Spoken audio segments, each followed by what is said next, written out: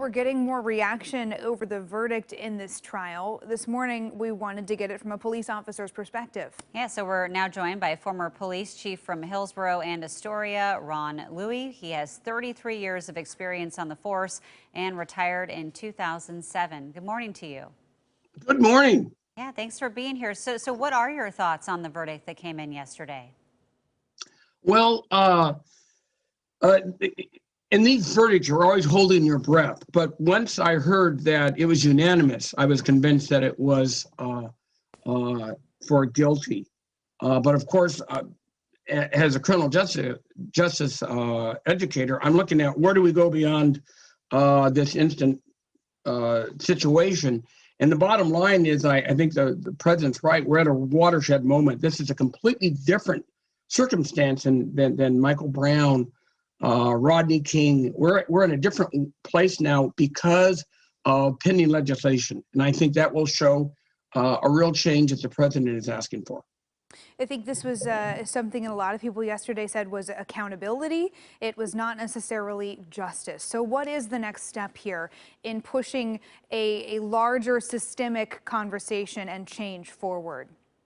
Well, it will be accountability still. You want accountability. The problem is we haven't had it in the past, but you will have justice. And the way you do that, HR, 7120, which is now pending, which will look at immunity, will look at national databases. It's basically looking at changing the way we look at police and police discipline and not just pass on discipline problems to other agencies. So I think that's where we are watershed-wise, because if now on a federal and a state level, we start making those changes, I think what we're going to do is see the systemic change.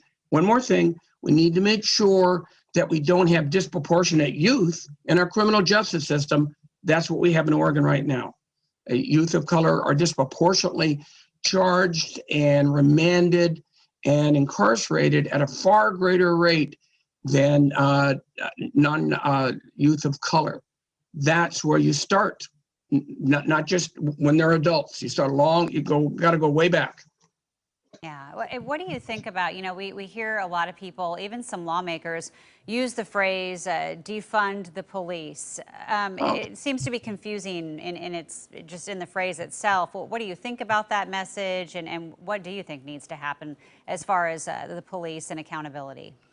It's not defund the police, it's reallocation the budget pie. That's where you look at it. Defunding is popular in one sense of I'm so angry and upset that I want no more of these police because of all the harm. Well, 700 or so thousand police are doing a great job. It's how you allocate it. So you still have emergency services, but those communities, Washington County, as an example, and Portland, where they're putting together crisis intervention teams that would go in to assist, not in the potentially dangerous weapons-related calls, but in those types of calls where police go now, many of whom are not properly trained in crisis intervention, tactical communication, or mindfulness. So I think you're going to see that, and of course, we have to change the way we select police. Yeah, I think that reallocation and training there is a really big factor here. As we see some of these things play out in Washington, as we see discussion over legislation, meanwhile, we do have officers still out in the community every day. We have interactions with police and the public happening right now. So what are the things that can happen in the short term to start improving those relationships? Well, we already have the officers hired.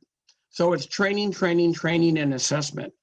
10 years ago, a large police agency union in Oregon published an article about the 7 habits of successful policing. And one of them is to hire aggressive officers so that they could face challenges.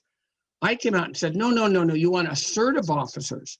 So what can happen now is to make sure our officers trained in crisis intervention, tactical communication, their own heads are in the right place. That's mindfulness-based training, which we are doing in Oregon right now. But we have to spread that out throughout the whole state. We need to do that throughout the whole country, which we are doing in bits and pieces. But it's to train that skill level. And one more thing, to pay attention to those officers that may be problematic, maybe more citizen complaints, use of force.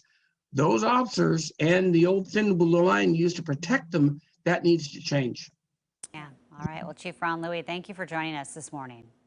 Thank you very much.